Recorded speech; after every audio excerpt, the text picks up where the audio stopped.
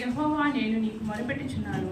నా ఆశ్రయదుర్గమా, మౌనముగా ఉండక నా మనవి ఆలకింపుము. నీవు మౌనంగా నుండిన ఎడల నేను సమాధిలోనికి దిగువారి వలె అగుదును.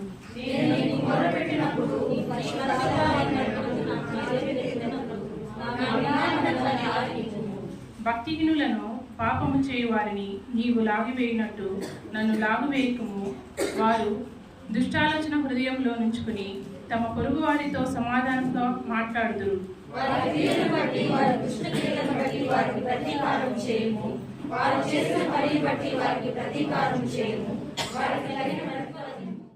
ఆయన నా తండ్రి సంవత్సరంలో అడిగి పెట్టేటుండగా నా తండ్రి నా ప్రభు నీ కృప నా తండ్రి మా అందరి మీద ఉండండి నా స్వామి. నా తండ్రి ప్రతి బిడ్డ నా తండ్రి ఆత్మీయతలో నాయన బలపడుటకు నాయన నీ కృప చూపెట్టుకో నాయన.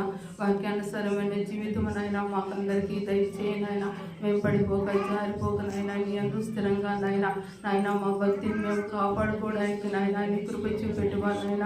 నువ్వు మా దేవుడు నా స్వామి, నీ బిడ్డను నా తండ్రి నా ప్రభు సర్వ శరీరంలో నా ఎదుకు వచ్చేదిలోని సెలవిచ్చావు నా తండ్రి నా ప్రభు. ఈ సంఘం పట్ల నాయన నీ కృప ప్రేమ కనికరాన్ని మీరు చూపెట్టండి నాయన. దేవుడికి మహిమకలుగుగాక. అందరికీ తెలియజేస్తున్నా. మరి దేవుడి యొక్క కృపను బట్టి ఏ ఎన్నిక లేనటువంటి మనలందరినీ కూడా దేవుడు తన ఏర్పాటును ఏర్పరచుకొని ఈ రీతిగా దేవుడి యొక్క సన్నిధానంలో మనం గడపడానికి దేవుడు మన ఎడల చూపించినటువంటి ప్రేమను బట్టి దేవుని నామాన్ని స్తుతిస్తూ ఉంటున్నాను. హల్లెలూయా. నిజంగా ఈ యొక్క నూతన సంవత్సరంలో చాలామంది యాక్సిడెంట్లు, మరణాలు, అనారోగ్య సమస్యలు, ఇబ్బందులు చాలా మట్టుకు బిడ్డలు ఎదుర్కొంటూ ఉన్నారు. అయితే దేవుని యొక్క కృప, దేవుని యొక్క ప్రేమ అనేటువంటిది మనం ఎన్నటికీ కూడా ఎడబాయలు విడవనేటువంటి ప్రేమ. ఎందుకంటే వాక్యం ఆ రీతిగా శిక్షిస్తారు. తన ప్రజలను ఆయన ఎన్నడూ కూడా ఎడబాసేటువంటి వాడు కాదు, ఆయన ఎప్పటికీ కూడా బిడనాడడు అని దేవుని యొక్క వాక్యం మనకు బోధిస్తారు. మరి మనం అనేటువంటి దినములు ఎటువంటివి? ఏ దినాలమా? చెట్ల దినాలు, కడవరి దినాలు అన్ని మనము ప్రతి వారంలో కూడా మనం ఈ విషయాన్ని జ్ఞాపకం తెచ్చుకుంటాం. ఈ కడవరి దినములలో మనకు ఉండాల్సినటువంటిది ఏమిటి అంటే దేవుని యందు భయము, భక్తి కలిగినటువంటి జీవితం మనకు ఉండాలి. ఆ విధమైనటువంటి జీవితంలో మనం కొనసాగాలి. ఎందుకంటే రాబోయేటువంటి కాలం, రాబోయేది అంటే శోధన కాలము అని దేవుడు చెప్తున్నాడు. 2025 సంవత్సరంలో మనం అడుగుపెట్టాం, సంతోషంగా అడుగుపెట్టాం, మంచిది. కానీ రాబోయేటువంటి దినాలు, జరుగుతున్నటువంటి సంఘటనలను చూస్తున్న దృశ్యాలు ఇవన్నీ కూడా మనం గమనిస్తున్నప్పుడు శోధన కాలం అనేటువంటిది అది త్వరలో రానే ఉంటున్నది అని మనం గమనించాలి. కాబట్టి మానవుని యొక్క సామర్థ్యం మీద ఆధారపడకుండా దేవుని మీద ఆధారపడి జీవిస్తూ మన భక్తిని, మన ప్రార్థనను, మన స్తుతిని, మన వాక్యమును ఇంకా మనం పెంచుకుంటూ బలపడుతూ దేవుని యొక్క కాపుదలలో భద్రపరచబడడానికి మనం ప్రయాసపడాలి. ఈ 2025 సంవత్సరంలో దేవుని యొక్క కాపుదల మనకు ఎంతో అవసరమై ఉంటున్నది. ఎందుకంటే చూస్తున్నటువంటి విషయాలు గమనిస్తుంటే చాలా వ్యతిరేకత కనిపిస్తూ ఉంది. చాలా అంటే చాలా వ్యతిరేకత ఉంది. ఎన్నో రకరకాలైనటువంటి మాటలు, రకరకాలైనటువంటి ఆలోచనలు, రకరకాలైనటువంటి సమావేశాలు క్రీస్తు ప్రభువుల వారికి వ్యతిరేకంగా జరుగుతూ ఉన్నాయి అనేటువంటి విషయాలు మీరు కూడా గమనిస్తూ ఉంటారు. మనం సెల్ ఫోన్లో యూట్యూబ్ ఆన్ చేస్తే ఎన్నో దృశ్యాలు మనకు కనిపిస్తూ ఉన్నాయి. ఎన్నో రకరకాలైన సభలు ఏర్పాటు చేయడము, వ్యతిరేకత అనేటువంటిది కనపడటం, కుల మతాల మధ్య చిచ్చులు పెట్టడము, ఇవన్నీ కూడా మనం గమనిస్తున్నప్పుడు నిజంగా దేవుని యొక్క రాకడ అనేటువంటిది చాలా సమీపంగా ఉన్నది కనుక రాబోయేటువంటి కాలం ఏమిటి అంటే శోధన కాలము అని దేవుడు చెబుతున్నాడు. అయితే వాక్య భాగంలో మనం గమనించినట్లయితే ప్రకటన గ్రంథం 3వ అధ్యాయంలో 10వ వచనాన్ని ఒకసారి చెప్తాను. ప్రకటన 3:10 నీవు నా ఓర్పు విషయమైన వాక్యమును దయగొట్టివి కనుక భూనివాసులను శోధించుటకు లోకమంతటి వీరికి రాబోవు శోధన కాలంలో నేను నిన్ను కాపాడెదను. హల్లెలూయా, హల్లెలూయా. మనలో ఒకరి పట్ల ఒకరికి ఎడల ఈ దేవుని యొక్క వాగ్దానము నెరవేర్చబడునుగాక. ఈ నెరవేర్పు ఈ గడియ నుండి మనలో అందరిలో కూడా ప్రారంభమవునుగాక. దేవుని కాపుదలలో మనం అందరము ఉందుముగాక. అందరూ చెప్పాలి హల్లెలూయా. గట్టిగా ఆమేన్ అనండి. ఆమేన్ అంటే దేవుని కాపుదల ఎంతమందికి కావాలి? అందరికీ కావాలి. అలా చెప్పినప్పుడు మనం స్పందించాలి. ఏదో ఒకటి, ఇది నాకు వస్తుంది వచ్చింది. ఆమేన్ అంటే నీకు దేవుడి కాపుదల ఉంటాయి. ఈ గడియ నుండి ఆ కాపుదల నాకు, నా కుటుంబానికి దేవుడు అనుగ్రహించుగాక. ఇంకా కొంతమంది నోరు తెలుసుకోవాలి, ఏం చెప్తాడో ఏమో గా అంటే వెంటనే ఏం చెప్పాలా? ఆమేన్ చెప్పాలి. మన జీవితాన్ని వర్తించబడాలి. ప్రభా, ఈ 2025 సంవత్సరం ఆది మొదలు సంవత్సరాంతరకు కూడా ఈ శోధన కాలం అనేటువంటి వచ్చినప్పుడు నేను మిమ్మల్ని ఏం చేస్తానంటున్నాడు? కాపాడుతున్నాను చెప్తున్నాడు దేవుడు. ఎందుకంటే దేవుని వాక్యము చాలా స్పష్టంగా మనం గమనించాలి. దేవుని యొక్క కాపుదల అనేటువంటిది ఎలా ఉంటుంది? మీరు ఎవరైనా చెప్పండి చూద్దాం. కాపుదల ఎలా ఉంటుందా? ఎలా ఉంటుంది? దేవుడి మనల్ని కాపాడితే ఎట్లా ఉంటుంది?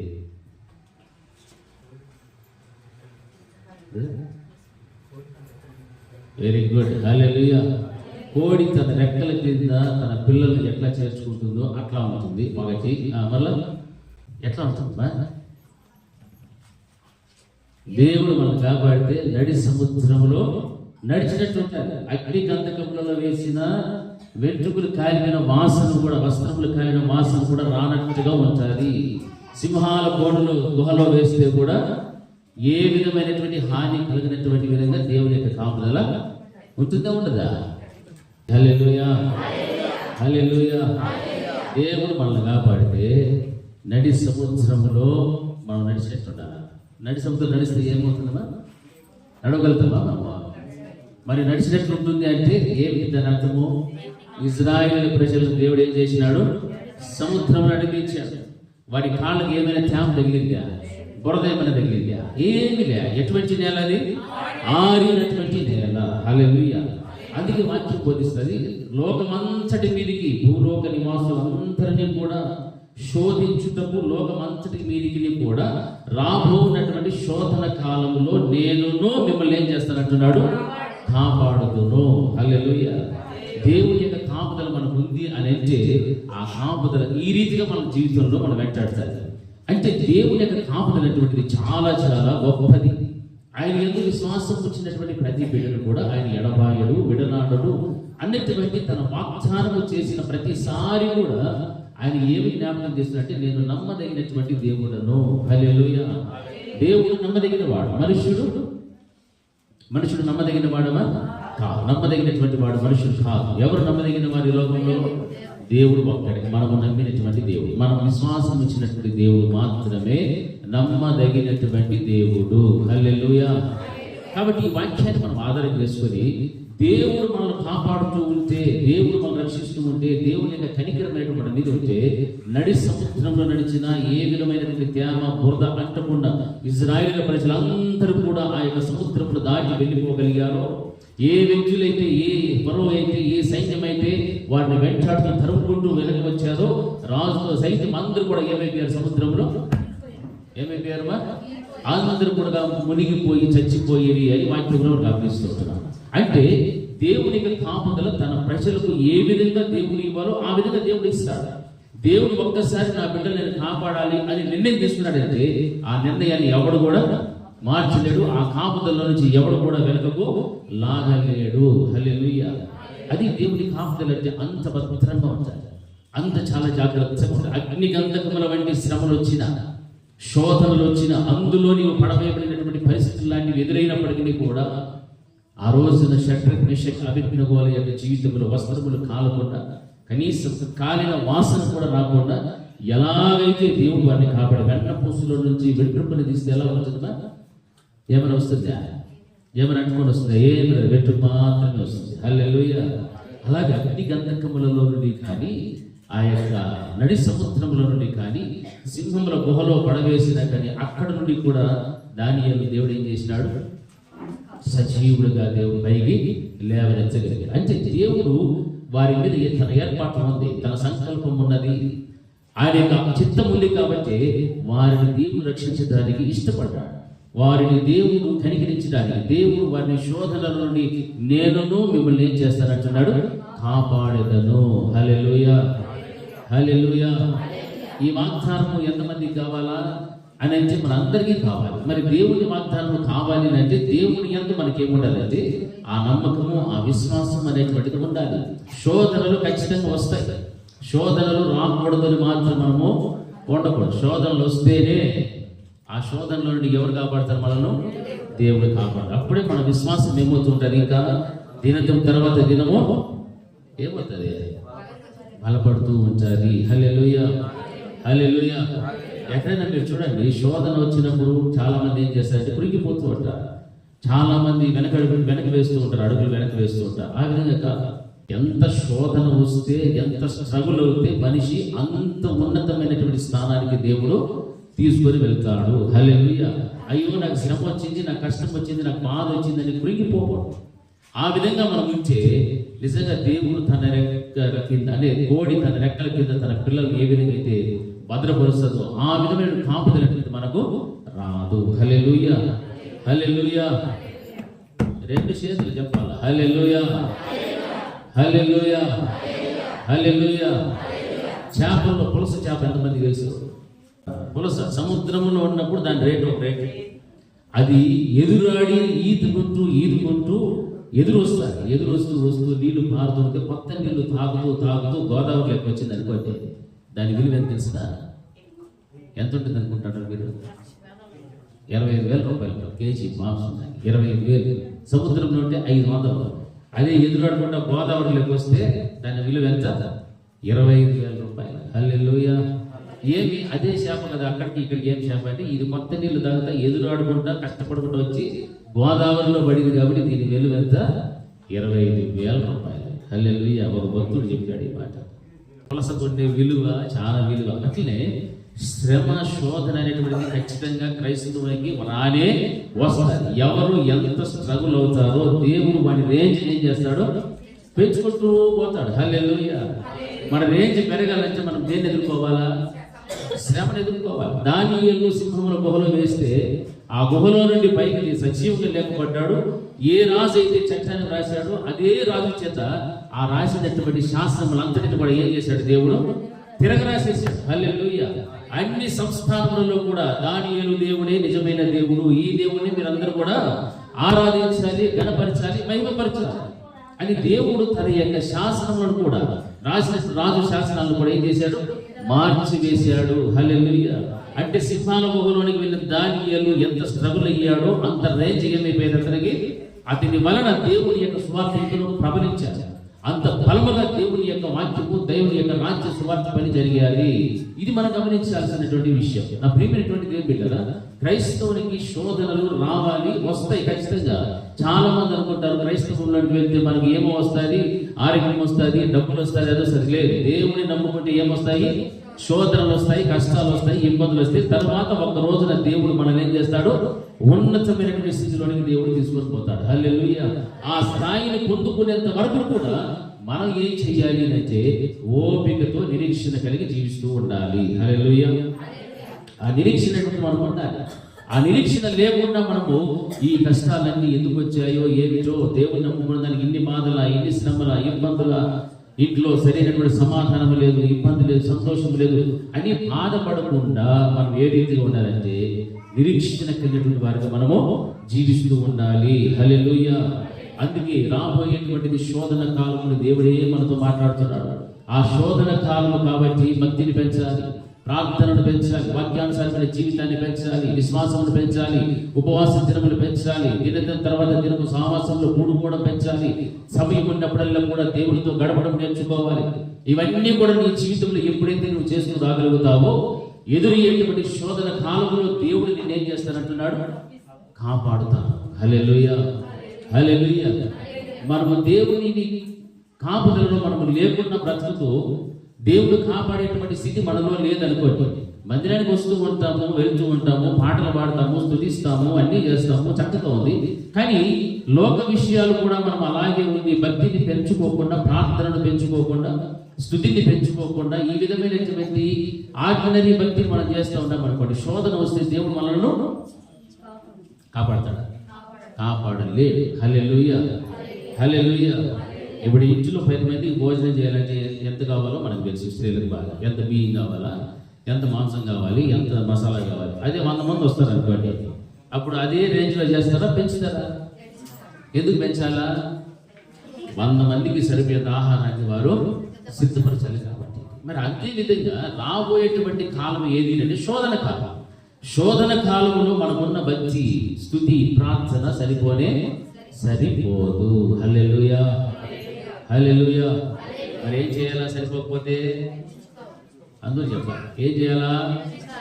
భక్తిని, విశ్వాసాన్ని, ప్రార్థనను, విశ్వాసమును ఆయన్ని పెంచుకుంటా పోతేనే ఎదురయ్యేటువంటి శోధన కాలంలో మన ప్రయత్నం, మన పోరాటంతో పాటు దేవుడు కూడా మనల్ని ఏం చేస్తానంటున్నాడు? కాపాడును. హల్లెలూయా. మనలో భక్తి తగ్గిపోయి, ప్రార్థన తగ్గిపోయి, స్తుతి తగ్గిపోయి, సహవాసము తగ్గిపోయి, ఆయన అన్ని మైనస్లోకి వెళ్ళిపోయారు అనుకోండి. శోధన వచ్చారు. శోధన వచ్చినప్పుడు మనల్ని ఎవరైనా కాపాడుతారా?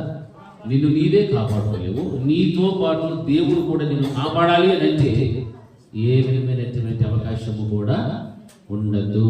హల్లెలూయా. గట్టిగా హల్లెలూయా, హల్లెలూయా. ప్రియమైనటువంటి దేవుని బిడ్డలారా, రాబోయే కాలం ఏమని చెప్పాడు? శోధన కాలంలో లోకమంతటి మీదికి ప్రజలందరినీ కూడా ఏం చేయడానికి వస్తుంది? శోధన, శోధించడానికి. శోధన కాలం వస్తుంది. ప్రజలందరినీ కూడా శోధించుటకు లోకమంతటి మీదికి ఏమొస్తుంది? శోధన కాలము. హల్లెలూయా, హల్లెలూయా. అదే వాక్యం సెలవిస్తుంది. భూనివాసులను శోధించుటకు లోకమంతటి మీదికి రాబో శోధన కాలంలో నేను నిన్ను కాపాడుదును. హల్లెలూయా, హల్లెలూయా, హల్లెలూయా. మన భక్తిని పెంచుకుంటూ, విశ్వాసాన్ని పెంచుకుంటూ, సాక్ష్యమును కాపాడుకుంటూ, విశ్వాసములో బలపడుతూ ఉంటే దేవుని యొక్క అద్భుతమైన విభత్సమైనటువంటి కాపుదల మనకు, మన కుటుంబాలకు వస్తుంది. ఆ కాపుదలలో, ఆ యొక్క భద్రతలో నేను, నా కుటుంబము, నీవు, నీ కుటుంబం అందరము కూడా కాపాడబడాలి. హల్లెలూయా. కాపాడబడదామా వద్దా? ఎంతమందికి ఇష్టమో? లేదు. సాతానికి లోపడిపోయి, సాతాన్ని కాడికి వెళ్ళిపోయి, అవిశ్వాసంలోకి వెళ్ళిపోయి, భక్తిని పోగొట్టుకొని, స్తుతిని పోగొట్టుకొని, ప్రార్థన పోగొట్టుకొని, సాక్ష్యాన్ని పోగొట్టుకొని, అన్నిటిని పోగొట్టుకుంటే దానివల్ల ఏమైనా ఉపయోగం ఉంటుందా? మనకు ఉండదు. హల్లెలూయా. ప్రియమైనటువంటి దేవుని బిడ్డలారా, గమనించాలి. రాబోయేది శోధన కాలం అని అంటే మన భక్తి కలిగిన జీవితాన్ని అంతటిని కూడా ఏం చేసుకుంటూ రావాలా? పెంచుకుంటూ రావాలి. హల్లెలూయా. 1 గంట ప్రార్థన చేస్తే ఎన్ని గంటలు చేయాలా? అంతేనా? వచ్చేది ఏ కాలమో? శోధన కాలానికి 2 గంటలు సరిపోతుందా? 3 గంటలు కావాలా? 4 గంటలు కావాలా? ఎన్ని గంటలైనా చేసినా దానికి తగ్గే ప్రసక్తే లేదు. హల్లెలూయా. 2 చేస్తాంటవా? హల్లెలూయా, హల్లెలూయా. ప్రియమైనటువంటి దేవుని సంఘం, దేవుడు తన స్వరక్తము చేత సంపాదించిన సంఘమునకు ఏం రాబోతుంది అంటున్నాడు? శోధన కాలం. భూలోక నివాసులందరి మీదికి శోధన కలుగుటకే రాబోయేటువంటి కాలంలో, రాబోయే కాలం ఎటువంటిదంటే శోధన కాలము. అందులో నేను మిమ్మల్ని ఏం చేస్తానంటున్నాడు? కాపాడుతాను. హల్లెలూయా. ఆయన కాపాడేటువంటి దేవుడు. ఆయన మనం ఎప్పుడు కూడా విడనాడేటువంటి వాడు మాత్రము కాదు. కనుపాప, కంటిని కనుపాప ఎలా కాపాడుతుంది? 1 సెకండ్ ఏదైనా చిన్న ధూళి పెడితే కన్ను ఒకటి కనుపాప ఏం చేస్తుంది? కొట్టేసుకొని దాన్ని నల్లిపేసి ఏమేమో చేస్తుంది. అంటే దేవుడు మన పైన ఎంత ప్రేమ చూపెడుతున్నాడు చూడండి, ఎంత ఆసక్తిని చూపెడుతున్నాడు మనం గమనించాలి. మరి అంత కాపుదల దేవుడు ఇస్తానంటున్నాడు శోధన కాలమైనప్పటికీ కూడా. అయితే శోధన కాలంలో నీవు తప్పించబడాలి అని అంటే దేవునిలో ఉన్నటువంటి నీ భక్తి కలిగిన జీవితాన్ని దినం తర్వాత దినం ఏం చేస్తూ వెళ్ళాలా? ఏం చేయాలమ్మా? ఏం పెంచాలా? చెప్పండి, ఒకటి చెప్పండి. ప్రార్థన, విశ్వాసము, భయము, భక్తి, స్తుతి, ఉపవాసము, పరిశుద్ధత, రక్షణ, సహవాసము అన్నీ కూడా ఏమవుతూ ఉండాలి? పెంచుకుంటూనే పోవాలి, కానీ తగ్గిపోతూ మాత్రము రాకూడదు. హల్లెలూయా. సహవాసంతో కూడుకోవడానికి అవకాశం ఉంది, సహవాసంతో కూడేసుకోవాలి. ప్రార్థించడానికి అవకాశం ఉంది, ప్రార్థనలో గడపాలి. దేవుని యొక్క వాక్యమును వినే అవకాశం ఉంది, వాక్యాన్ని వినాలి. విన్న దాని ప్రకారంగా జీవించాలి, దాని ప్రకారంగా జీవించేసుకోవాలి. ఇక ఎన్నైతే ఉన్నాయో పరిశుద్ధత కానీ రక్షణ కానీ ఇవన్నీ కూడా మనం ఏం చేసుకుంటూ రావాలంటే మనల్ని మనము కాపాడుకుంటూ భద్రం చేసుకుంటూ రావాలి. హల్లెలూయా, హల్లెలూయా. అది దేవుడు మనకు నేర్పిస్తున్నటువంటి వాక్యం. ఆ రీతిగా దేవుని యందు మనకు ఉన్నటువంటి ఆ భయము భక్తి కలిగినటువంటి జీవితము దినం తర్వాత దినము అభివృద్ధిలోని మహాభృతుడికి వెళితేనే భూలోక నివాసులందరి మీదకి శోధన కలుగుటకు రాబో శోధన కాలంలో నేను మిమ్మల్ని ఏం చేస్తానన్నాడు దేవుడు, కాపాడుతాను. హల్లెలూయా, హల్లెలూయా. చూడండి యెషయా గ్రంథము 31వ అధ్యాయము 5వ వచనము గట్టిగా చదవండి. యెషయా గ్రంథము 31:5.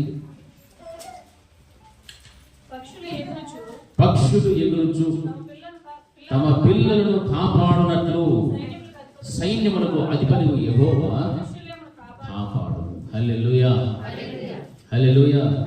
పక్షులు ఎగురుచు తమ పిల్లలు కాపాడుకున్నట్లు సైన్యములకు అధిపతి యెహోవా యెరూషలేమును కూడా కాపాడు. చూడండి, పక్షి తన గూడు తీసి తన పిల్లలను ఎగిరేటువంటి ఆ యొక్క ప్రాక్టీస్ చేసేటప్పుడు ఎలా ఉంటాయి, ఎగురుతూ ఉంటాయి. శత్రువైనటువంటి ఏదైనా వచ్చి తన పిల్లల్ని ఏమైనా చేస్తుందేమో అని అక్కడక్కడే తిరుగుతూ ఉంటుంది ఆ తల్లి పక్షి. అది అక్కడక్కడే తిరుగుతూ ఏం చేస్తుందంటే అది ఎగురుతూ తమ పిల్లలను కాపాడు. తన రెక్కలు చాచి పడిపోయే పరిస్థితి ఉందనుకోండి, వెంటనే తన రెక్కలు చాస్తుంది. రెక్కలు చాచి తన పిల్లల్ని ఏం చేసుకుంటుంది, అది కాపాడుకుంటుంది. హల్లెలూయా. అయితే దేవుని యందు విశ్వాసం ఉంచి నమ్మకం ఉంచిన ప్రతి బిడ్డను కూడా శోధన కాలంలో దేవుడు ఏం చేస్తాడంటే ఈ విధమైనటువంటి ఉపమానం ద్వారా దేవుడు మాట్లాడుతున్నాడు. పక్షి తన పిల్లల్ని ఎలాగైతే కాపాడుకుంటాదో అలాగే నా పిల్లల్ని నేను కాపాడుకుంటాను. నా పిల్లలు నేను ఖచ్చితంగా నేను విడిచిపెట్టేవాడును కాదు. ఈ యొక్క 2025వ సంవత్సరంలో ప్రారంభించబడినటువంటి ఈ యొక్క జీవితాలను రాబోయేటువంటి శోధన కాలంలో నేను కాపాడటానికి నేను సిద్ధంగా ఉన్నాను అని దేవుడు చెప్తున్నాడు. అందుకు దేవుని యొక్క బిడ్డలైనటువంటి మనము ఆయన కాపుదలను కోరుకోవాలి. ఆయన శోధన కాలంలో మనం తప్పించబడాలి అంటే మన ప్రార్థనా జీవితాన్ని పెంచుకోవాలి, మన భక్తిని పెంచుకోవాలి, మనకు ఉన్నటువంటి విశ్వాసములు సహవాసములు పరిశుద్ధత అన్నిటినీ కూడా రెట్టింపుతో మనం ముందుకు అడుగు వేస్తూ ఉంటే నిజంగా వాటి అన్నిటినీ కూడా ఎదుర్కొనే శక్తి దేవుడు మనకు ఇస్తే ఆయన మనల్ని కూడా ఏం చేస్తారంటున్నాడంటే కాపాడును. హల్లెలూయా, హల్లెలూయా. చూడండి, దేన్ని కాపాడతాడు దేవుడు? ఆత్మను కాపాడతాడా, శరీరాన్ని కాపాడతాడా? శరీరాన్ని కాపాడతా, ప్రాణాన్ని? ఎంతమంది తెలుసు? ఆత్మను మాత్రమే కాపాడతాడు, లేకపోతే శరీరాన్ని కాపాడతాడు, లేకపోతే ప్రాణాన్ని కాపాడతాడు, లేకపోతే మూడింటిని కాపాడతాడు? ఎంతమంది తెలుసు? మూడింటిని కాపాడతాడు. హల్లెలూయా, హల్లెలూయా. రాబోయేటువంటి శోధన కాలంలో దేవుడు మనల్ని ఏం చేయాలా? చూడండి, మొదటి తెస్సలోనికీయులకు రాసిన పత్రికలో 5వ అధ్యాయము 23-24 వచనాలు ఒకసారి చదవండి. 23-24.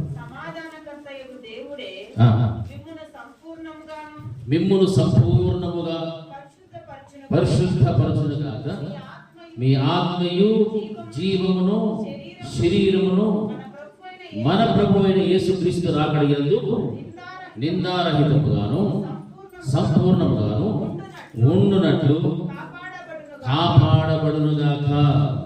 మిమ్మును పిలుచువాడు నమ్మకమైన వాడు కనుక అలాగూ చేయును. హల్లెలూయా, హల్లెలూయా. మనం పిలిచిన వారు ఏమై ఉన్నాడో నమ్మకమైన దేవుడు. నమ్మకమైనటువంటి దేవుడు కనుకనే ఆ నమ్మకమైనటువంటి దేవుడు మనల్ని కూడా ఏం చేస్తున్నాడు? పిలుచుకున్నాడు. ఆయన పిలిస్తేనే మీరందరూ వచ్చారు, నేను వచ్చా.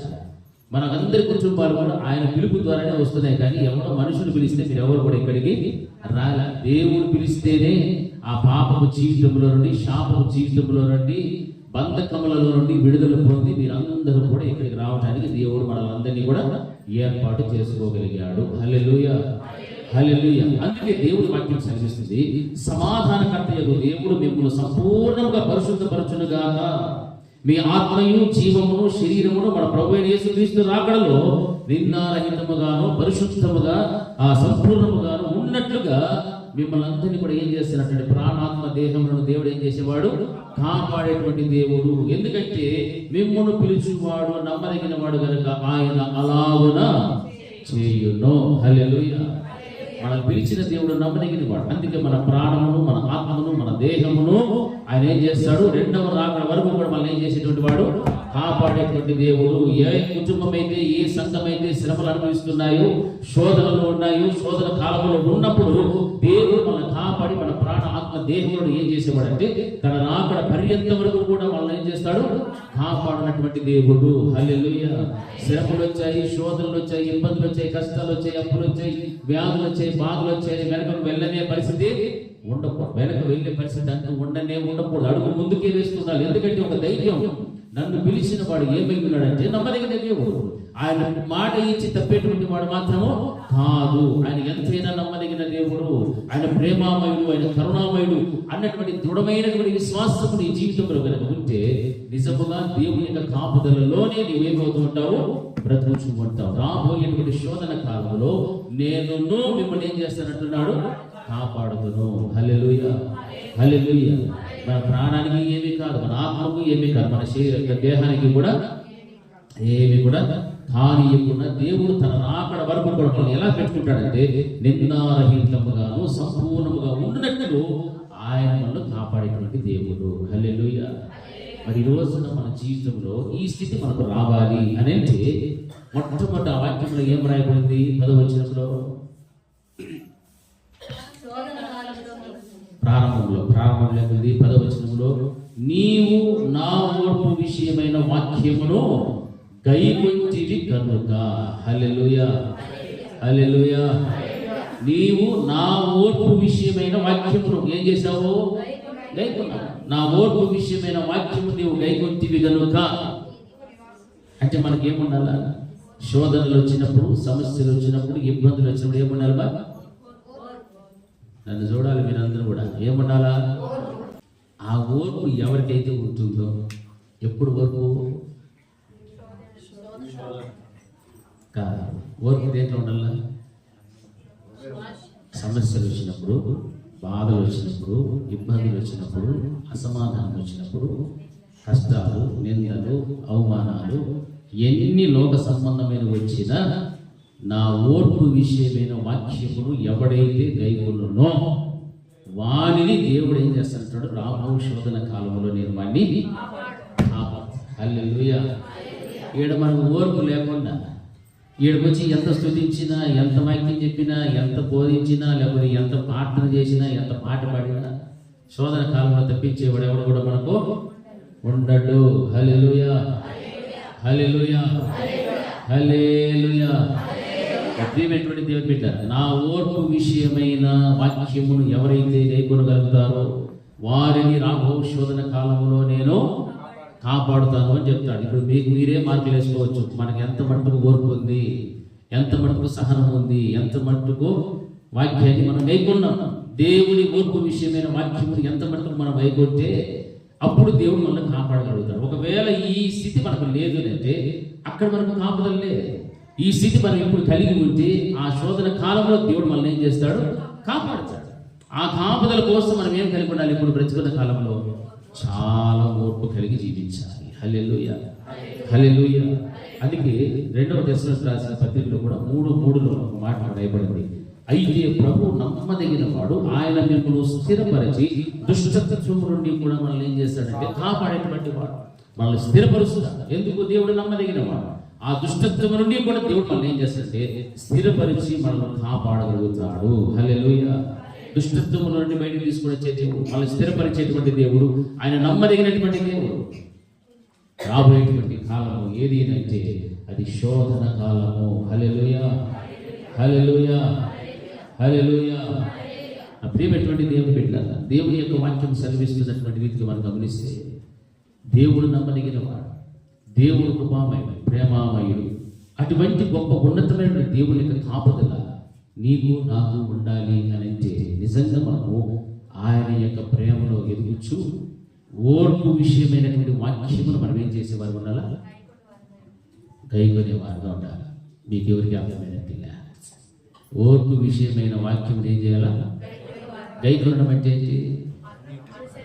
అనుసరించాలి, వినడం కాదు. హల్లెలూయా, హల్లెలూయా. వినేది వేరు, గైకొనడం వేరు. గైకొనడం అంటే దాని ప్రకారంగా నడవడం. దేవుడు చెప్తున్నాడు, శోధన కాలం వస్తుంది, నేను నిన్ను కాపాడుతా. అయితే నువ్వేం చేయాలా? ఓపిక ఉండు, ఓర్పుతో ఉండు. అప్పుడు నువ్వేం చేయాలా? ఓర్పు కలిగి ఉండాలి. హల్లెలూయా. ఆ ఓర్పు అనేటువంటిది లేకపోతే నువ్వు ఎంత భక్తి చేసినా, ఎంత ప్రార్థన చేసినా, ఎంతగా ఉపవాసం ఉండినా, కన్నీరు గడిచినా, ఏమి చేసినా పెద్ద గుడ్డు సున్నా నీకు. హల్లెలూయా.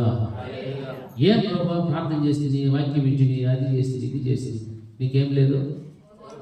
ఓర్పు విషయమైన నా వాక్యమును నువ్వేం చేయలేదు, కైకొనలేదు నాయన. కాబట్టి నీకు శోధన వచ్చినప్పుడు నేను నిన్ను కాపాడలేదు. దేవుడు ఓర్పు కలిగినటువంటి వాడా, కోపగించిన వాడా? ఓర్పుతోనే మన కొరకు తన ప్రాణాన్నే శిలువలో ఏం చేశాడు? ఇచ్చేసి ప్రాణం పెట్టాడు. శరీరం నలగొట్టబడుతున్నా కానీ, రక్తం శ్రమిస్తున్నా కానీ ఏమైనా కోపపడ్డా? ఏమన్నాడు మొదట? ఎంత సహనం కలిగినటువంటి మూర్తి, ప్రేమామూర్తి దేవుడు. ఆయన బిడ్డలమైతే మనలో కూడా ఆ ఓర్పు, ఆ సహనం అనేటువంటిది కనపరచాలి. అప్పుడే శోధన అనేటువంటిది వచ్చినప్పుడు ఆ శోధన కాలంలో నేను మిమ్మల్ని ఏం చేస్తానంటున్నాడు? కాపాడుదును. హల్లెలూయా, హల్లెలూయా. మనందరి ప్రాణాత్మ దేహంలో దేవుడు ఏం చేసేవాడు? కాపాడు. అంతేకాదు, 1 సమూయేలు గ్రంథం 2వ అధ్యాయం 9వ వచనంలో కూడా వ్రాయబడిన మాటలు చూస్తే, తన భక్తుల పాదములు తొట్టిల్లకుండా ఆయన వారిని కాపాడును అనేటువంటి మాట మనకు అనిపిస్తుంది. హల్లెలూయా, హల్లెలూయా. తన భక్తుల పాదములు తొట్టిల్లకుండా ఆయన వారిని ఏం చేస్తాడంటాడు? కాపాడు. అంటే భక్తి కలిగినటువంటి వారి విషయంలో మనం గమనిస్తే, కొన్ని బాధలు వచ్చినప్పుడు, సమస్యలు వచ్చినప్పుడు, కోపం వచ్చినప్పుడు, నిరాశ, ఇబ్బందులు వచ్చినప్పుడు, ఒకవేళ భక్తి మార్గంలోని తొలగిపోయేటువంటి అవకాశం వస్తారు. భక్తిని విసర్జించేటువంటి సహాయక స్థితి రాగలుగుతారు. ఎన్నో సందర్భాలలో ఇటువంటి సమస్యలు ఎదుర్కొన్నటువంటి బిడ్డలు లేకపోలేదు. అటువంటి సమయంలో వారిని గురించి దేవుడు మాట్లాడుతున్న మాట, తన భక్తుల పాదములను తొట్టిల్లకుండా ఏం చేస్తారంటే ఆయన వారిని కాపాడుతారు. కృంగిపోయినటువంటి పరిస్థితులు, నేను కృంగిపోతానేమో, బలహీనపడతానేమో, దేవుడికి విరుద్ధంగా ప్రవర్తిస్తానేమో, నా ప్రవర్తన బట్టి ఇలాంటి జీవితం ఉందేమో అని బాధపడేటువంటి వారు కూడా ఉన్నారు కొంతమంది. ఎందుకు? ఒకవేళ ముడి ఎడమలకు తొట్టిల్లిపోయి తెలిసి తెలియనటువంటి తప్పిదప్పులు చేసి తొట్టిల్లిపోయిన పరిస్థితుల్లో ఉన్నప్పుడు అటువంటి పశ్చాత్తాప హృదయం కలిగిన వారు కూడా ఎంతో మంది ఉన్నారు కదా, ఉంటారు, చాలా మంది బిడ్డలు. అటువంటి వారిని కూడా దేవుడు ఏం చేస్తారంటే మిమ్మల్ని ఏం చేస్తాను? తన భక్తుల పాదములను ఏం చేస్తానంటే తొట్టిల్లిపోకుండా ఇక మీదట వారిని నేనేం చేసుకుంటాను? కాపాడుకునేస్తాను.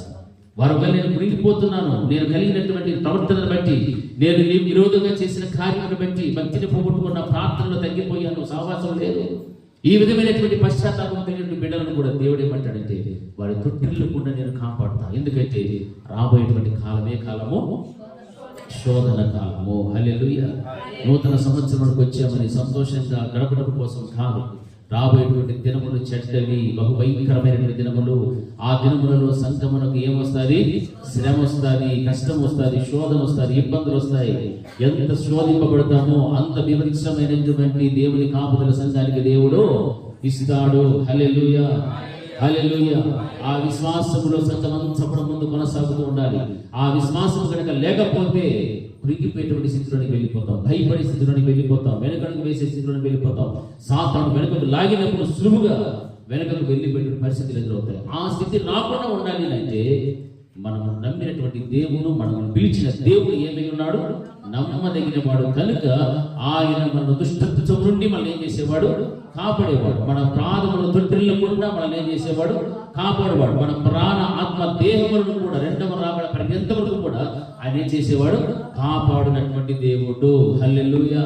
అంత గొప్ప ఉన్నతమైనటువంటి దేవుడి పిలుపు మేరకు మనం వచ్చినాం కాబట్టి ఆ దేవుని యందు ఉన్నటువంటి విశ్వాసమును ఏ మాత్రము కూడా తొలగిపోకూడదు. హల్లెలూయా, హల్లెలూయా. శోధన అనేటువంటిది 3 స్థలాల్లో వస్తుంది. మొట్టమొదటి శోధన ఎలా వస్తుంది అంటే పరిశుద్ధత విషయంలో శోధన వస్తుంది.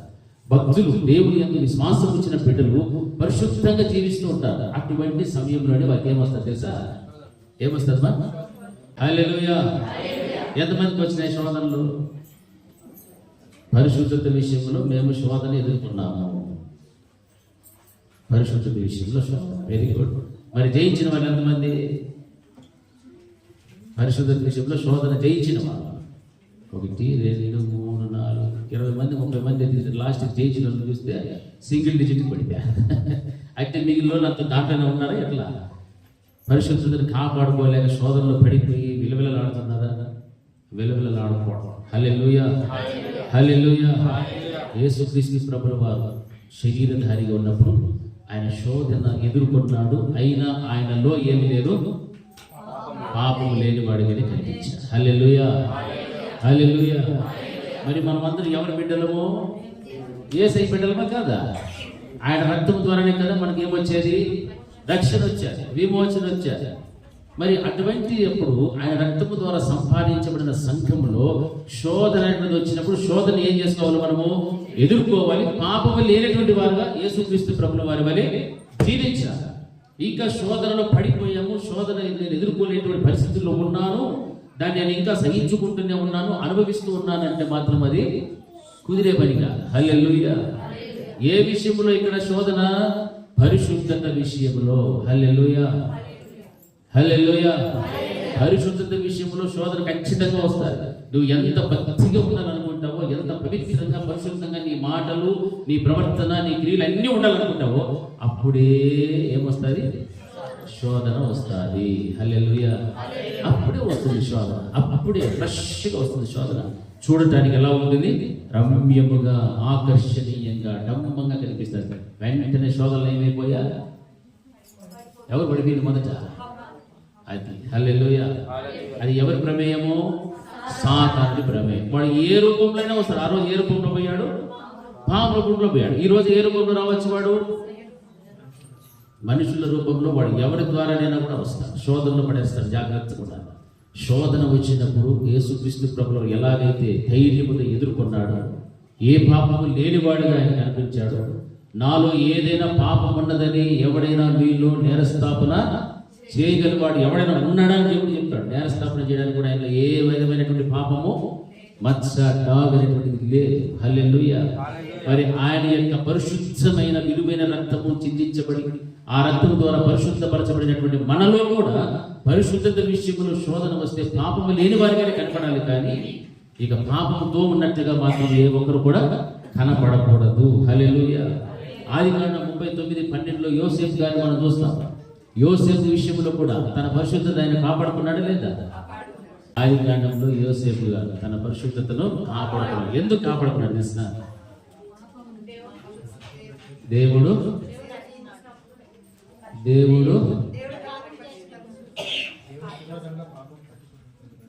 దానికి ముందు పై వచనంలో మాట్లాడు. దేవుడు అతనికి తోడై ఉండెను కనుక. హల్లెలూయా, హల్లెలూయా. గట్టిగా 2 సార్లు చెప్పాలి. హల్లెలూయా.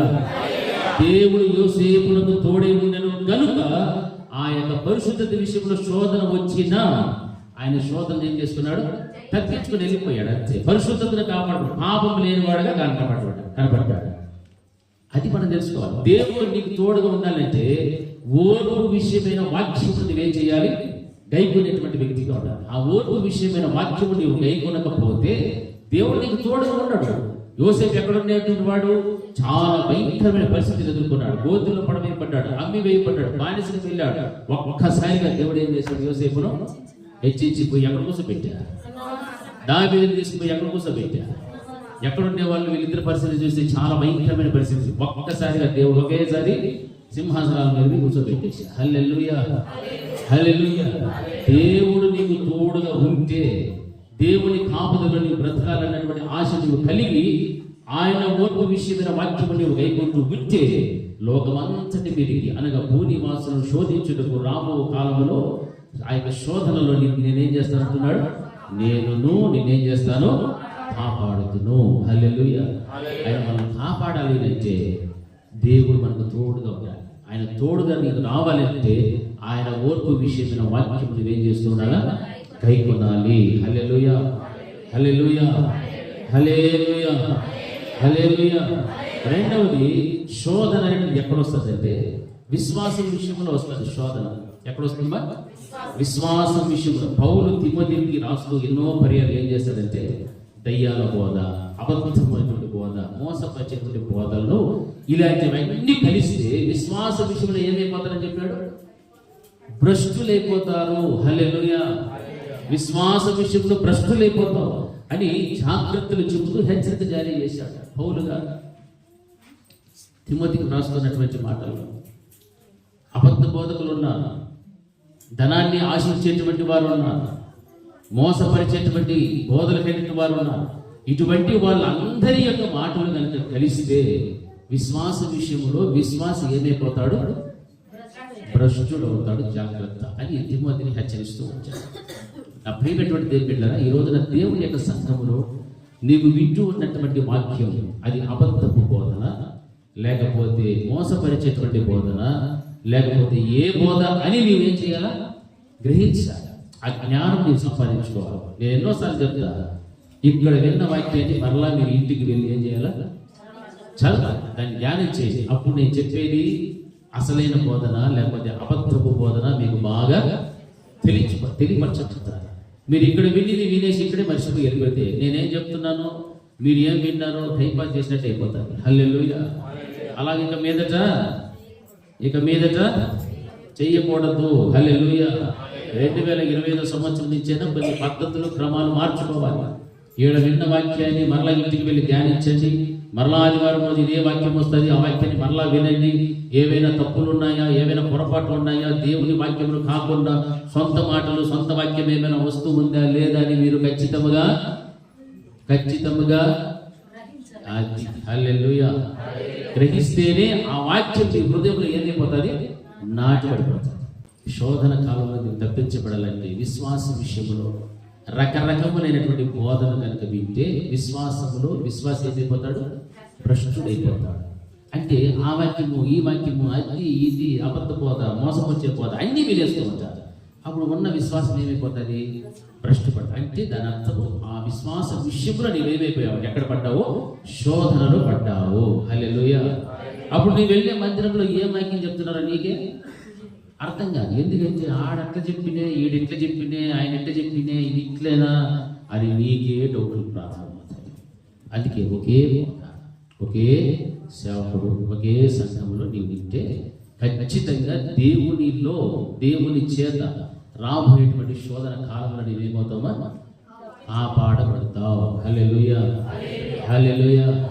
ఎందుకంటే నానా విధములైనటువంటి బోధలు, కల్పనా కథలు చెప్పేటువంటి బోధల వైపున మనుషులు ఏమవుతున్నారు? ఇప్పుడు తిరుగుతూ ఉన్నారు. ఆ కాలము వచ్చే ఉన్నది. చాలా మంది ప్రజలకు ఈ రోజు ఏం కావాలంటే వాక్యం అవసరం లేదు. పెట్ట కథలు, దురదృష్టటువంటి వారు, కల్పనా కథలు చెప్పేటువంటి వారి వైపు తిరుగుతున్నారు. ఆ విధమైనటువంటి బోధలు అయితే ఓహో ఆహా అనేసి ఎగురుకొని సంతోషించుకొని గంతులు వేసుకొని వాళ్ళకు ఉన్నదంతా కనపరుచుకొని ఏమేమో చేసుకొని వెళ్ళిపోతుంటారు. కానీ వాక్యం సరిపిస్తుంది. రాబోయేటువంటి కాలము శోధన కాలము, జాగ్రత్తగా ఉండండి దేవుడు హెచ్చరిస్తూ ఉన్నాడు. హల్లెలూయా. శోధన కాలం. మనం ఇంకా సంతోషిస్తూ ఆనందిస్తూ గంతులు వేసుకుంటా మనుషులు పొగుడుకుంటా ఉండేటువంటి కాలములు ఈ కాలము కాదు. హల్లెలూయా. ఈ కాలము ఏ కాలము అంటే శోధన కాలము. ఈ శోధన కాలము రాబోయేటువంటి దినములలో రాబోతుంది అతి త్వరలో. ఆ కాలంలో నీవు నేను ఏమైపోవాలా? కాపాడబడాలి. ఎవరి చేత? దేవుని చేత. యోసేపు కాపాడబడ్డాడా లేదా? కాపాడబడ్డాడు. దానియేలు కాపాడబడ్డాడు. షద్రక్ మేషక్ అబేద్నెగోలు కాపాడబడ్డాడు. ఇలా మనం చదువుకుంటూ వెళ్తే చాలా మంది జీవితాలను దేవుడు ఏం చేస్తూ వచ్చాడు? కాపాడుతూ వచ్చాడు. ఈ రోజున దేవుని నమ్మినటువంటి మనల్ని పిలిచినటువంటి దేవుని మార్గంలో నడుస్తున్నంత కాలము మన భక్తిని పెంచుకుంటూ, ప్రార్థనను పెంచుకుంటూ, విశ్వాసమును, పరిశుద్ధతను, రక్షణను అన్నిటినీ పెంచుకుంటూ వెళ్తున్నప్పుడు ఆయన ఓర్పు విషయమైనటువంటి వాక్యముని నీవు గైకొంటూ ఉన్నప్పుడు రాబోయే శోధన కాలంలో దేవుడు నిన్ను, నీ కుటుంబాన్ని, మనలందరినీ, మన సంఘమునందరినీ కూడా ఏం చేసుకుంటాడు? కాపాడుకుంటాడు. హల్లెలూయా. హల్లెలూయా. ఆ రీతిగా దేవుని యొక్క వాక్యాన్ని మనం గమనించాలి. అదే తిమోతికి రాసిన పత్రికలోనే 4వ అధ్యాయం 7వ వచనంలో ఏముంది? 2వ తిమోతి పత్రికలో మంచి పోరాటము పోరాడితే విశ్వాసం ఏం చేస్తున్నాను? కాపాడుకొంటిని. హల్లెలూయా. విశ్వాసమును కాపాడుకునే విషయంలో ఏం చేయాలా? పోరాడాలి. ఎన్ని సమస్యలు వచ్చినా, కష్టములు వచ్చినా, ఇబ్బందులు ఎదురైనా, ఎన్ని ఎదురైనప్పటికీ కూడా అది మనుషుని ప్రభావమే కావచ్చు, సాతాని ప్రభావమే కావచ్చు, అది ఎటువంటిదైనా కూడా కానీ భర్త ద్వారా, భార్య ద్వారా, పిల్లల ద్వారా, తల్లిదండ్రుల ద్వారా ఏ విధంగా వచ్చినా కానీ నీ విశ్వాస విషయంలో వచ్చే శోధన మాత్రము నువ్వు ఎదుర్కొంటూ రావాలి. హల్లెలూయా. అందుకే విశ్వాసమును కాపాడుకుంటుని. విశ్వాసాన్ని ఏం చేస్తున్నాడు? కాపాడుకుంటుంది. ఏ పోరాటం పోరాడాడు? మంచి పోరాటము పోరాడించింది. హల్లెలూయా. మంచి పోరాటము పోరాడితే విశ్వాసం ఏం చేసుకున్నాను? కాపాడుకుంటుంది. హల్లెలూయా. నీ పోరాటంలో ఎన్నో ఎదురొస్తాయి. అన్నిటికీ ఏం చేసుకుంటూ రావాలా? ఎదుర్కోవాలి. పోరాడు. విశ్వాసాన్ని కాపాడుకునే విషయంలో పోరాడు. నీకున్నవన్నీ పోగొట్టుకునే పర్వాలే, విశ్వాసాన్ని మాత్రము పోగొట్టుకో, దాన్ని కాపాడుకో. అదే మంచి పోరాటం అని అంటారు. శోధన వచ్చినప్పుడు టెప్పేమని పడిపోయింది. ఎవరైనా భర్త ఏమన్నా 4 మాట్లాడితే టెప్పేమని పడిపోయింది. రోగం వస్తే టెప్పేమని పడిపోయింది. ఎక్కడ పడిపోతున్నారు? శోధనలో. విశ్వాస విషయంలో శోధనలో పడిపోతున్నారు. విశ్వాస విషయంలో శోధనలో పడకుండా ఉండాలంటే నీవు విశ్వాస విషయంలో ఏం చేయాలా? పోరాడటం. ఆపనే ఆపకూడదు. హల్లెలూయా. మంచి పోరాటం పోరాడాలి. మంచి పోరాటం పోరాడితేనే ఏం కాపాడుకుంటావు? విశ్వాసం కాపాడుకోవాలి. విశ్వాస విషయంలో శోధనలో పడుతాము. మూడవది, సేవ విషయంలో శోధనలో పడేటువంటి పరిస్థితులు వస్తాయి. ఎందులో? సేవ విషయంలో. చూడండి, లూకాసు వార్త 22వ అధ్యాయం 31వ వచనంలో ఏం రాయబడిందంటే, పేతురు గారు మనకు అక్కడ కనిపిస్తున్నారు.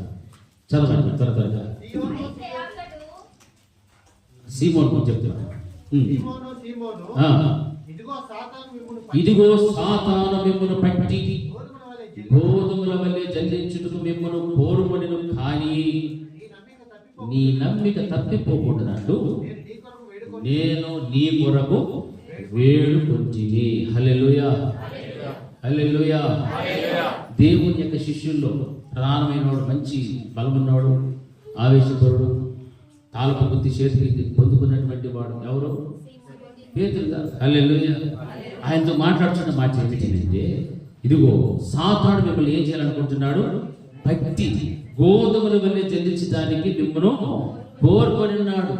సాతాను గాడు చేసే పని ఏమిటంటే, సేవ చేసేటువంటి వారిని గోధుమలాగా జల్లించేయాలని అనుకుంటున్నాడు. కానీ నేనేం చేస్తున్నట్టే, నీ నమ్మిక తప్పిపోకుండానట్లుగా నేను నీ కొరకు తండ్రిని ఏం చేసుకుంటున్నాను? వేడుకుంటూ ఉన్నాను. హల్లెలూయా. హల్లెలూయా.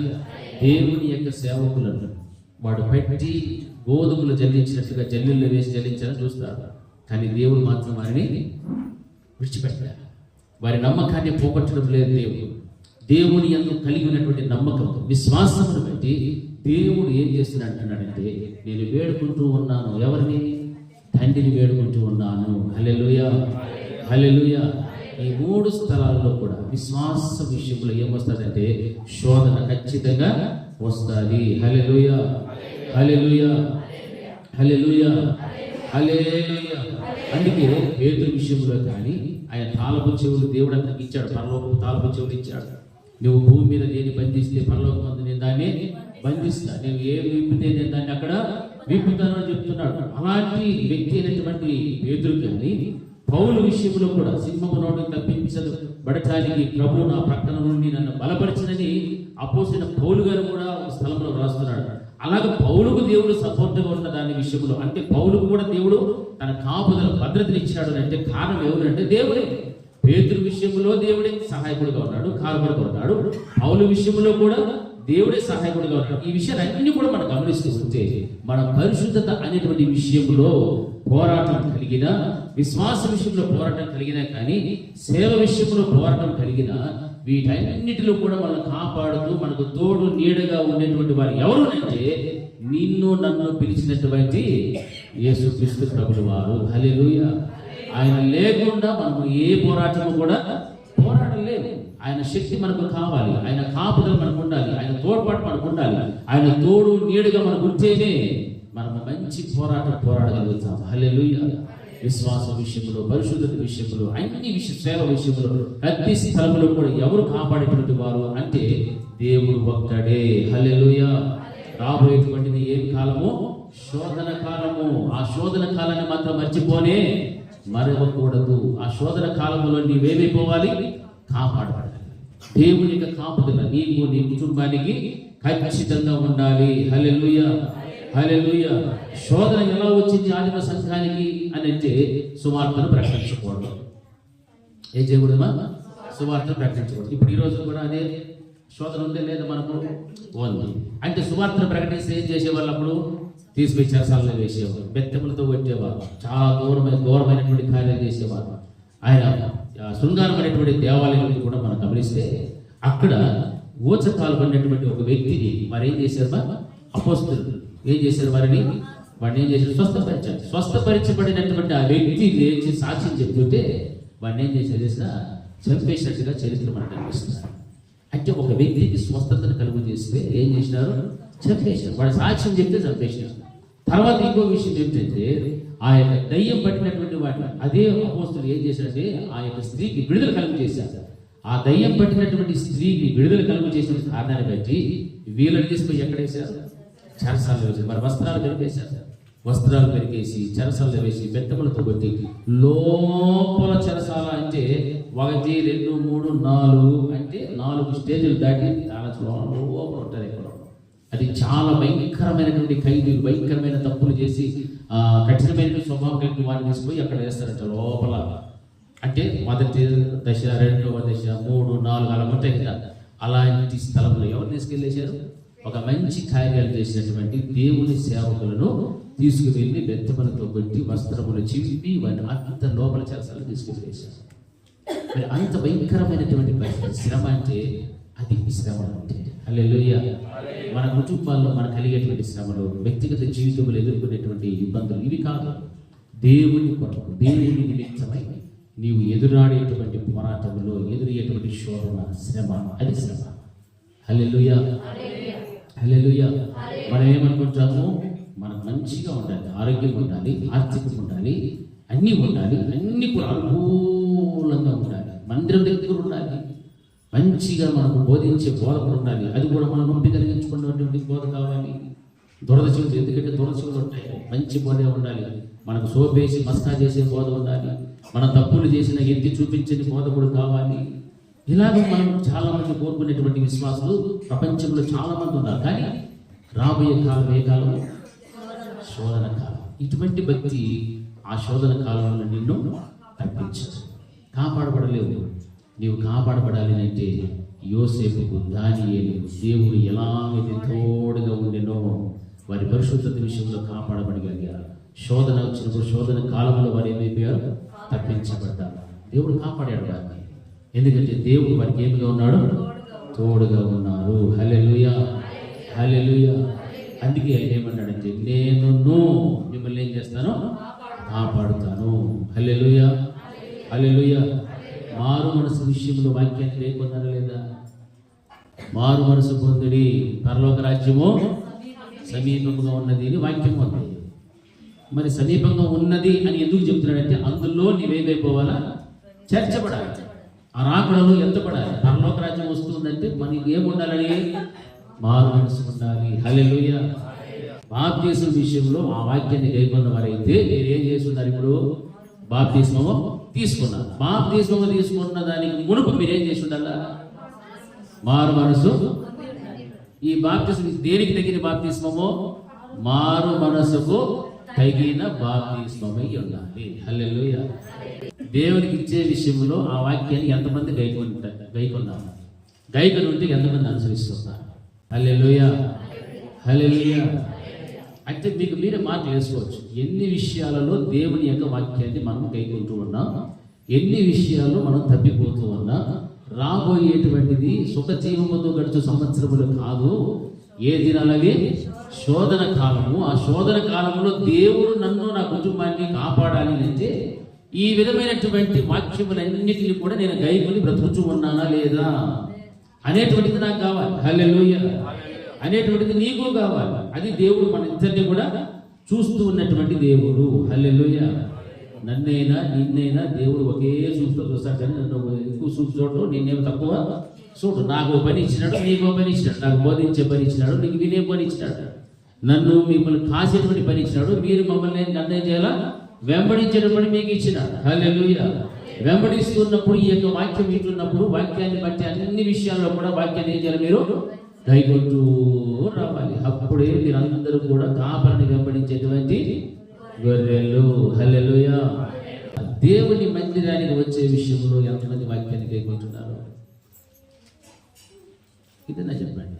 దేవుని మందిరానికి వచ్చే విషయం గురించి మనం ఎన్నోసార్లు విన్నాం లేదా? ఎట్లా రావాలా? ఒకటి సమయానికి రావాలి, రెండు ప్రవర్తన విషయంలో జాగ్రత్త చేసుకోవాలి, వచ్చిన తర్వాత మౌనంగా కూర్చోవాలి. మౌనంగా కూర్చోవాలా కూర్చోకూడదా? ఏం చేయాలా? స్థుతించాలి, ఆరాధించాలి, మళ్ళా మహిమపరచాలి. Very good, very good. చివరిలో లోపడాలి. Very good point. చివరి వరకు ఉండాలి, ఇది కూడా చాలా ఇంపార్టెంట్. అంటే ఆశీర్వాదం వరకు ఉండాలి అని అర్థం. నెక్స్ట్ హల్లెలూయా, హల్లెలూయా. వాక్యం అయిపోయిన తర్వాత లాస్ట్ విన్నదాన్ని బట్టి మనం ఏమి వాళ్ళ పశ్చాత్తాపడాలి. ఈ వాక్యంతో నాతో మాట్లాడు ప్రభా, ఇన్ని విషయాలు నేను గ్రహించలేకపోతున్నా, ఇన్నిట్లో నేను గైకొన్నాను, నీ మాట వెళ్ళా. ఇచ్చే విషయంలో, విశ్వాసం విషయంలో, సహవాసం విషయంలో, ఇంకా చూస్తే మనము మారు మనసు విషయంలో, బాప్తిసం విషయంలో, ఇవేవి కూడా నేను గైకొన్నాను. దేవుడు చేసిన మేలును ఇతరులకు సాక్ష్యం చెప్పే విషయంలో ఏమన్నా గైకొన్నారా వాక్యాన్ని? అలా గైకొని ఉండింటే మీరు ఏం చేసింది? అలా మీ సాక్ష్యాన్ని ఇతరులతో పంచుకొని ఉండాలి. ఇవన్నీ కూడా ఎందుకు చెప్పింది తెలుసా? ఇవన్నీ ఒకవేళ మీరు గైకొని ఉన్నా, గైకొని లేకపోయినా, దేవుని వాక్యం చివరికి ఏమంటుందంటే, నా ఓర్పు విషయమైన వాక్య విషయంలో మీరేం కలిగి ఉండాలా? గైకొని ఉండాలా.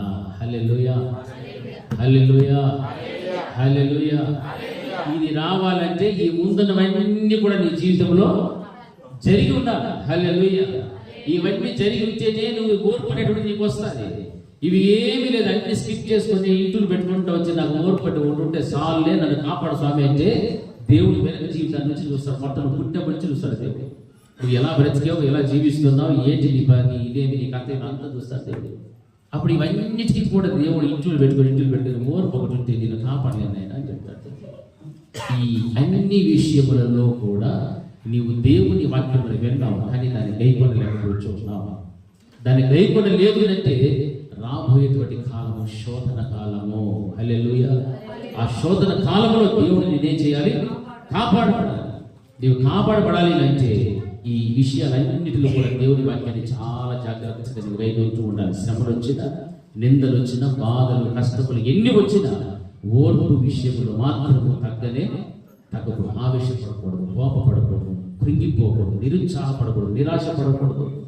నా దేవుడు నన్ను పిలిచాడు, ఆయన నమ్మదగినటువంటి వాడు, నన్ను విడువడు, నన్ను ఎన్నడను ఎడబాయినటువంటి దేవుడు. కాబట్టి నా భక్తిని నేను పెంచుకుంటా, నా ప్రార్థన జీవితాన్ని పెంచుతా, నా స్తుతి ఆరాధన పెంచుతా, నా విశ్వాసమును కాపాడుకుంటాను, నా భవిష్యత్తును నేను కాపాడుకుంటాను. ఎటువంటి శ్రమలు వచ్చిన వాటికి నేను జడియక భయపడక దేవునినే చూస్తూ నూతన బలపు శక్తి పొందుకుంటూ కొనసాగుతాను. ఆ శోధన కాలం ఎప్పుడు వచ్చినా కూడా సరే, అందులో నేను నాకు కలిగి ఉన్న భక్తితో పాటు నా దేవుడు కూడా నన్ను ఏం చేస్తాడు? కాపాడగలుగుతాడు. హల్లెలూయా, హల్లెలూయా. శోధించేటువంటి వారు ఎవరైనా కూడా సరే, నీ భర్త, నీ భార్య, నీ పిల్లలు, ఎదుటి వారు కావచ్చు, సమాజంలో కావచ్చు, ఎవరైనా కూడా కానీ దానిని సహించేటువంటి ఓర్పు క్రైస్తవుడికి చాలా అవసరము. హల్లెలూయా, హల్లెలూయా. కాబట్టి సహజంగా వచ్చేటువంటి శ్రమలు, కష్టాలు, శోధనలు, వ్యాధి, బాధలను బట్టి కృంగిపోకూడదు. హల్లెలూయా. దేవుని కాపుదల మనమందరం కూడా అనుభవించినట్టుగా ఓర్పు విషయమైనటువంటి జ్ఞానమును గైకొనటానికి మనము ప్రార్థన చేసుకోవాలి. హల్లెలూయా. అలాగే ప్రార్థన చేసుకొని దేవుని యొక్క కాపుదలలో రాబోయేటువంటి శోధన కాలంలో మనమందరము కూడా కాపాడబడుగాక. ప్రార్థన చేసుకున్నాం. మహోన్నతుడైన తండ్రి, మీ గురించి నేను ప్రేమను బట్టి స్తోత్రాలు. రాబోయేటువంటి కాలం శోధన కాలం అని మీరు హెచ్చరించారు దేవా. విశ్వాసుల ప్రశ్నలు కూడా కల్పన కథల వైపు కానీ, అబద్ధ బోధన వైపు కానీ, మోసపుచ్చినటువంటి మాటల వైపు కానీ దేవా, మిమ్మల్ని చూస్తూ నూతన బలము శక్తి పొందుకు సహాయం చేయండి. మీ ఓర్పు విషయమైన వాక్యంలో గైకొనేటువంటి విషయాన్ని, ఆ గైకొనేటువంటి స్థితిని పిల్లలందరికీ కూడా మీరు దయచేయండి. అప్పటికీ భూలోకం అంతటి మీదికి, ప్రతి ఒక్కరి మీదికి రాబోచిన శోధన ఆ కాలంలో ప్రభావం మీరు కాపాడగలుగుతారు. మీ గ్రంథంలో ఉన్న తల్లి భక్తుల విషయంలో మీరు చూపించిన ప్రేమ, మీ కాపుదలను బట్టి స్తోత్రాలు. మమ్మలను, మా కుటుంబాలను కూడా మీరు కాపాడాలి, భద్రపరచండి. ఈ ప్రభుత్వ నా తండ్రి ప్రభా ప్రతి ఒక్కొక్క కుటుంబాన్ని కూడా మీరు జ్ఞాపకం చేసుకోమని ప్రార్థన చేస్తున్నాను. లోకంలో ఎంతో భయంకరమైనటువంటి విషయాలు జరుగుతున్నాయి. ఎన్నో సన్నివేశాలు మేము చూస్తున్నాం ప్రభు. అయినప్పటికీ కూడా తండ్రి చాలా మందిలో భయం లేక నిర్లక్ష్య స్వభావంతో జీవిస్తున్నాం. అటువంటి పరిస్థితులు ఉండకుండా కలిగి ఉన్నటువంటి భక్తిని పెంచుకుంటూ ప్రార్థనలో బలపడుతూ విశ్వాసంలో బలపడుతూ పరిశుద్ధతను కాపాడుకుంటున్నాయి. దేవా మీ యొక్క కాపుదలలో బ్రతకడానికి మీరు సహాయించారు. ఈ కృప ప్రస్తుత మా అందరి మీద కూడా మీరు స్థిరపరిచారు. యేసు నామములో ప్రార్థించి వేడుకుంటున్నాము తండ్రి. ఆమేన్. నా ప్రాణమా యెహోవాను స్తుతించు, నా అంతరంగమున సమస్తమైన పరిశుద్ధ నామమును స్తుతించు. నా ప్రాణమా యెహోవాను స్తుతించు, ఆయన చేసిన ఉపకారాలలో వేరిని మరొకరు. ఆమేన్. మన తండ్రి అయిన దేవుని ప్రేమ, కుమారుడైన యేసుక్రీస్తు యొక్క కృప, పరిశుద్ధాత్మని యొక్క అన్యోన్య సహవాసం ఇప్పుడు ఎల్లప్పుడూ నిత్య నిరంతరం సదాకాలం ఆయన కృపా సమాధానం మనకు మన కుటుంబములకు తోడే నడిపించుగాక. ఆమేన్. అందరికీ వందనాలు.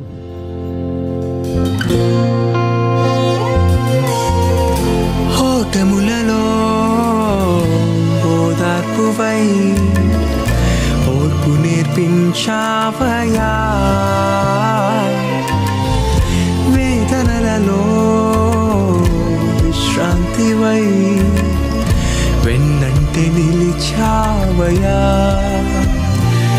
జీవితం నీదయా, నాదన్నదే ముందయా, నాకున్నదంతా నీవే కదా యేసయ్యా. యేసయ్యా, యేసయ్యా.